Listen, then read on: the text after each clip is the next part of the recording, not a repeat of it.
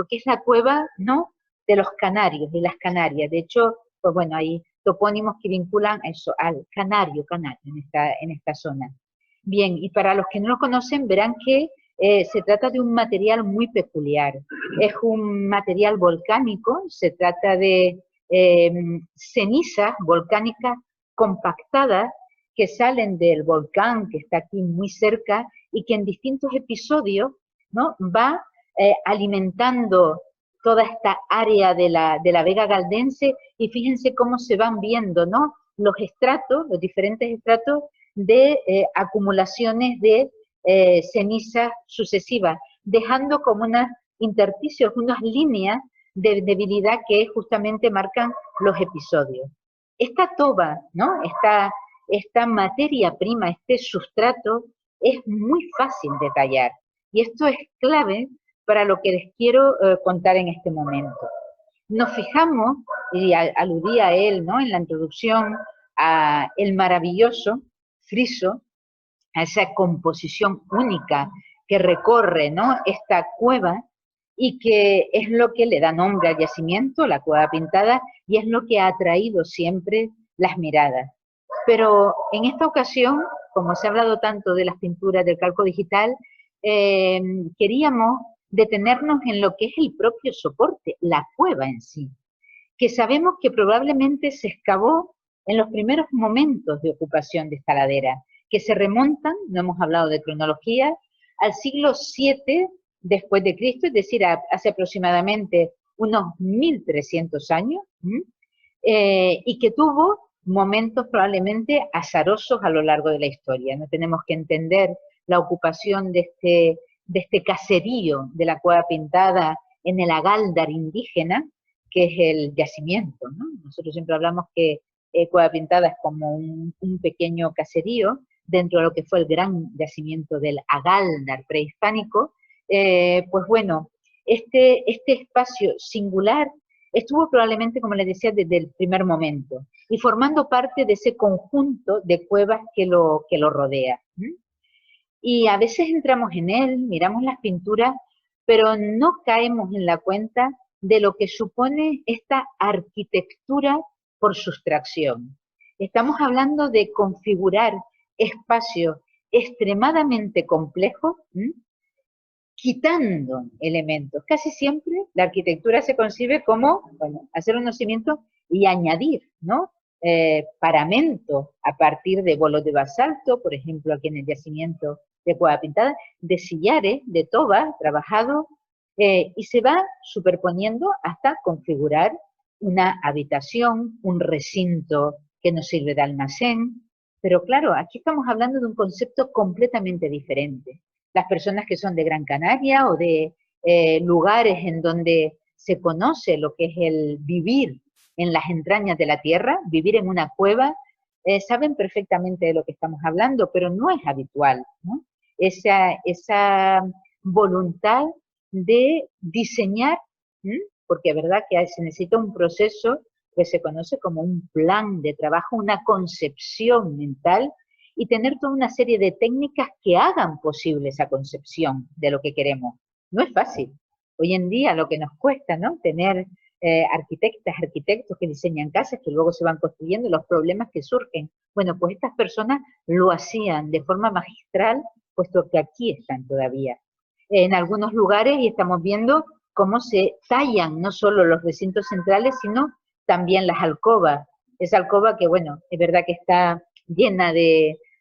aparatos. Aprovecho para decirles que esto es lo que nos sirve para controlar el microclima, ¿no?, de Cueva Pintada. Iñaki coordina todo lo que es el día a día de este proyecto de conservación preventiva, donde se mide la humedad, la temperatura, la ventilación, las partículas, el black carbon, el hollín que entra, que llega a entrar en el interior de la cueva, la contaminación de los vehículos, ¿no?, del tráfico rodado. Bueno, pues si se fijan cómo esta cámara está excavada en la toba volcánica, y justamente ese calco digital no solo pretende conocer mejor, ¿no?, las pinturas, sino también las marcas de trabajo, cómo han sido los procesos que han permitido construir esta vivienda o este espacio, que no pensamos que quizás era parte de un gran complejo palaciego o de vivienda, pero que además permitieron modificarlo a lo largo del tiempo, ¿no? Tenemos esa habitación donde veíamos los equipos, aquí estamos viendo parte del suelo técnico que nos permite no pisar la toba, hay otra estancia, ¿no?, en la parte izquierda, que también tiene pintura, aunque no tenga motivos geométricos conservados hoy en día. Y bueno, para trabajarlo, yo creo que deberíamos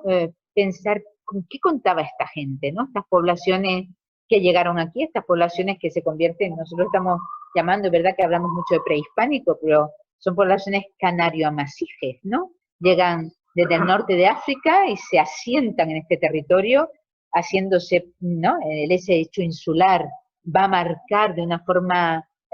sustancial su forma, ¿no?, de entender, de vivir en sociedad, de entender el mundo, y para fabricar no solo esa cueva, sino también construir todas esas viviendas que están encajadas en la ladera, tenemos sencillamente un conjunto de herramientas de piedra. En el año 2016 hicimos una exposición con el Museo de Altamira y llamábamos al epígrafe en el que hablábamos de esa arquitectura piedra contra piedra, porque eso es lo que permite construir, ¿no? Es decir, piedras de basalto de grano fino que son trabajadas de tal modo que se convierten en útiles, ya lo ven, líticos de gran formato, fundamentalmente veremos dos, estos grandes picos y también los raspadores, grandes picos que a pesar de ese aspecto tosco, ¿no?, grandes picos con una serie de golpes que han dejado, ¿no?, una forma concreta, son grandes picos triangulares, en realidad esconden lo que se conoce como una cadena operativa muy compleja para lograr, ¿qué es lo que se pretende lograr al trabajar, ¿no?, con un bloque de basalto? La herramienta perfecta para lo que se precisa. Y en este caso es un pico, aquí estamos viendo otro que si este era tallado, pues estos son picos pulimentados, fíjense que han tenido abrasión, ¿no?, en su entorno y se nota dónde han sido, ¿no?, dónde pueden ser cogidos para ir trabajando, ¿no?, de una forma eficaz. Y nuestra compañera Amelia Rodríguez, catedrática de Prehistoria de la Universidad de Las Palmas, que los ha trabajado, nuestra amiga también Isabel Francisco, que ha hecho una tesis justamente sobre todas estas industrias líticas en Gran Canaria, nos hablan de unas herramientas complejas que están concebidas para que a medida que se van desgastando, se vayan retallando y sigan siendo útiles, ¿no?, valga la redundancia, un útil que sigue siendo útil a pesar de que se va desgastando. Porque imagínense la cantidad de picos que hace falta para construir ese complejo troglodita y esa cámara decorada. Cuando se trabaja, vamos viendo las marcas que se van dejando, pero luego es necesario regularizar las paredes. Por eso, la importancia de esos raspadores que tenemos también en esta vitrina y que en su momento, cuando los empezó a encontrar, ahora ya se han encontrado también en otras partes de la isla, son útiles relativamente frecuentes porque hay mucha cueva excavada. Amelia Rodríguez nos llamaba pues raspadores cueva pintada. Son grandes piezas en las que al apreciarlas, al mirarlas a simple vista, ¿no?, se conoce como una visión macroscópica, pero también al microscopio se aprecian unos filos que están desgastados porque han servido justamente para ir alisando esas piedras, ¿no?, y dándoles regularidad a las paredes que luego van a formar esas cuevas en las que habitar, también en otros lugares en las que reposar durante los siglos, ¿no?, los ancestros o otras personas que son depositadas en cuevas artificiales. Y luego también es importantísimo ver cómo estas piedras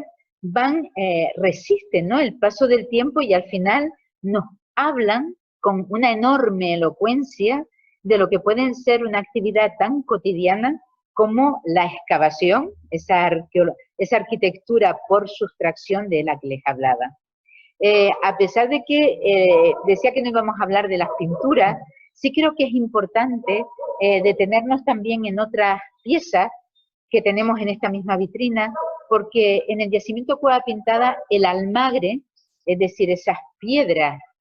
que aquí tenemos un montaje y vemos algunas piedras originales de almagre, también de pigmento blanco, esa arcilla que se encuentra en muchas vetas, ¿no? Por la isla de Gran Canaria, y es un color primordial que se encuentra con frecuencia, no solo aquí, sino en otros ámbitos, que es una arcilla fina, muy rica en hierro, que se ha oxidado, y de ahí esas tonalidades rojas. Luego hay una gran variedad dentro de lo que pueden ser los ocres, más amarillentos, más rojizos, pero forman parte, ¿no?, de esos colores primordiales que acompañan a la humanidad. Saben que una de las cuestiones más discutidas es si los grupos de neandertales pues utilizaban el ocre ya en sus prácticas simbólicas, ¿no? Hasta qué punto hay ahí un signo, ¿no?, de esa evolución hacia lo que somos hoy en día los seres humanos, seres racionales, pero también con un enorme, ¿no?, pensamiento simbólico. Pues ese rojo está de forma muy presente, no solo en las piezas decorando de cerámica, sino también en la arquitectura de Cueva Pintada. Y por eso nos parecía interesante destacar también en esta misma vitrina esos molinos, que es esa otra industria lítica pulimentada, no tallada. Hay unas canteras de molino en la isla que están siendo estudiadas por este equipo vinculado con las industrias en piedra, y vemos cómo son a veces basaltos, a veces hay tobas, ¿no?, y cómo se ve los residuos, ¿no?, en estos molinos que han sido encontrados, como el que vimos, ¿no?, en el cortecero que nos mostró Iñaki, y que mantienen los pigmentos en el interior porque han sido utilizados no para moler el grano, ¿no? Siempre hablamos de molinos para moler el grano, pero también molinos para conseguir elementos que sirvan dentro de lo que es la cadena de trabajo vinculado a la construcción, ya para decorar las viviendas, las alcobas de las habitaciones de las casas, o la propia Cueva Pintada pintándolos de rojo, y como les decía, esas otras habitaciones rupestres que también están pintadas de rojo. Y aunque aquí no vemos residuos, queríamos poner esta imagen porque también no solo en molinos circulares, sino también en estos molinos naviformes, así los conocemos, ¿no?, o morteros alargados. Fíjense como aquí sí se conservan también, ¿no?, restos de almagre, pues han sido utilizados para moler, y nos dan muchas pistas. Fíjense qué interesante cómo podemos ver esos granitos que se han quedado dentro. Nos hablan de toda una serie de procesos dentro de lo que es la cadena que permite concebir un espacio y llegar a vivir en él con ese rojo que no tiene solo un carácter decorativo, sino también, voy a decirles una palabra que es muy dura, apotropaico, ¿no? Ese carácter apotropaico, es decir, un carácter protector. Necesitamos del rojo para que nos proteja, ¿no?, de los genios, del mal de ojo, de muchas cuestiones que conviven en el día a día en estas poblaciones donde lo profano, lo sagrado están entremezclados y no se pueden separar en ningún caso. Yo creo que aquí queríamos acabar nuestra visita. Yo estoy sorprendida porque decía, uy, que nos van a dar las 8 y no hemos dado paso a las preguntas, pero sí. Volvemos a esa vitrina, ¿no?, inicial. Yo creo que hemos intentado manifestarles cómo no solo los objetos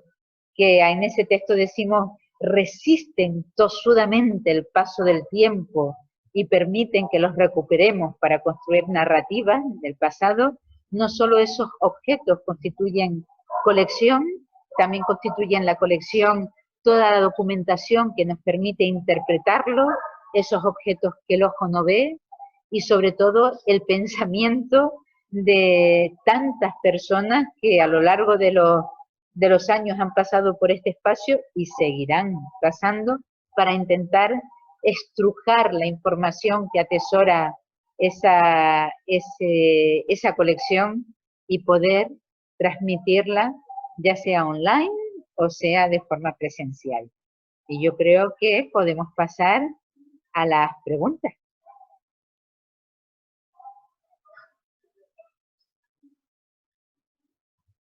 Yo me pongo como miro a Iñaki,